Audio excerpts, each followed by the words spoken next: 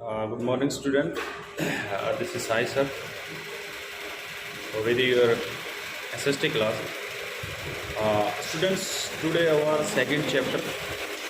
Our second chapter is New King and Kingdoms. नए राजा और उनका क्षेत्र, उनका साम्राज्य. तो बेटा ध्यान से सुनना है, और किसी ने कोई प्रॉब्लम है तो आप सीधा पूछ सकते हैं. You can ask me when I take your Zoom class, then you can ask me if you have any problem regarding this.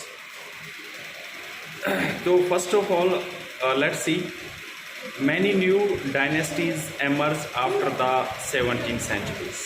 वो कह रहा है कि बहुत सारी ऐसी डायनेस्टीज यानी जो बोल सकते हैं वंश थे वो एमर्ज हुए यानी उभरे आफ्टर द 17th centuries, 7वीं शताब्दी के बाद. 7th centuries. Map 1 show the major ruling dynasty in different part of the subcontinent between the 7th and the 12th centuries.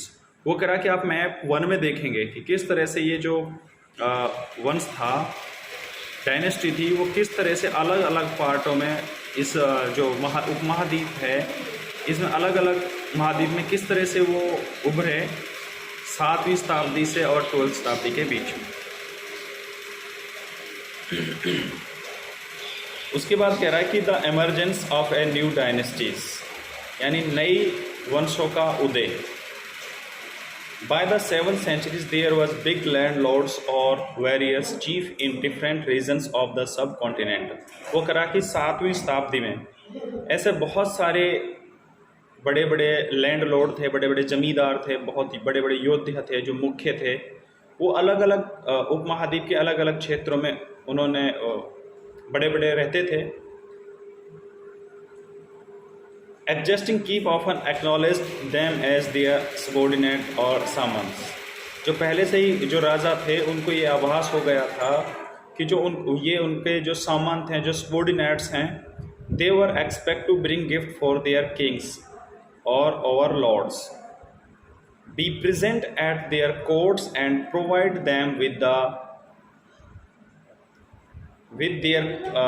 military sports. यानी वो जो थे राजा जो था वो उनसे ये उम्मीद करता था कि वो उनसे कोर्ट में हाजिर होते थे, बड़ी बड़ी गिफ्ट देते थे, और टाइम आने पर, समय आने पर वो उनके लिए आर्मी भी प्रोवाइड करते थे.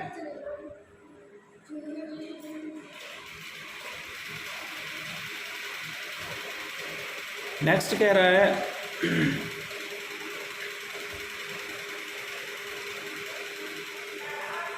एज सामंत्स gain power and wealth they declare themselves to be महासामंत.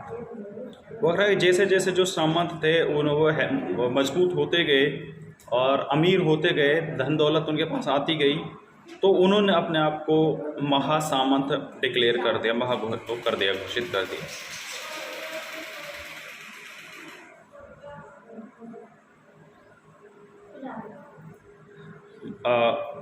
उसके बाद वो कह रहा है कि महासामंत कौन होता है. महामंडलेश्वरा the great lord of the circle, यानी अपने क्षेत्र का जो सबसे बड़ा होता था रीजन का. And so on sometimes they asserted their independent from their overlords. और उस कुछ समय बाद उन्होंने अपने आप को इंडिपेंडेंस घोषित कर दिया. One such instance was that of the Rashtrakutas. वो कह रहा कि वास्तव में इस तरह की घटना राष्ट्रकूटों के साथ, राष्ट्रकूट्स जो थे डेक्कन के अंदर, डेक्कन रीजन था उसके अंदर थे, उनके साथ हुआ. इनिशियली, प्रारंभिक रूप से, इनिशियली का मतलब होता है प्रारंभिक रूप से. Initially they were subordinate to the Chalukyas of Karnataka. वो कह रहा कि प्रारंभिक रूप में वो चालुक्यों को ही कर्नाटक के अंदर सपोर्ट करते थे. In the mid 8th centuries, वो कह रहा मध्य 8वीं शताब्दी में दांती दुर्गा ए राष्ट्रकूट चीफ, दांती दुर्गा राष्ट्रकूट जो चीफ था उसका नाम था,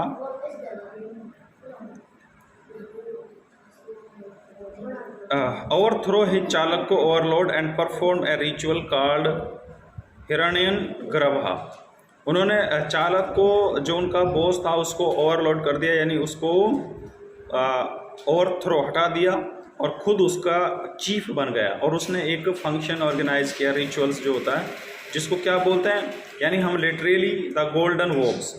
when this ritual was performed with the help of Brahmans, जब ये जो कार्यक्रम हो रहा था ब्राह्मणों की मदद से, it was thought to lead to the rebirth of the sacrificers as kshatriya even if they was not one by birth.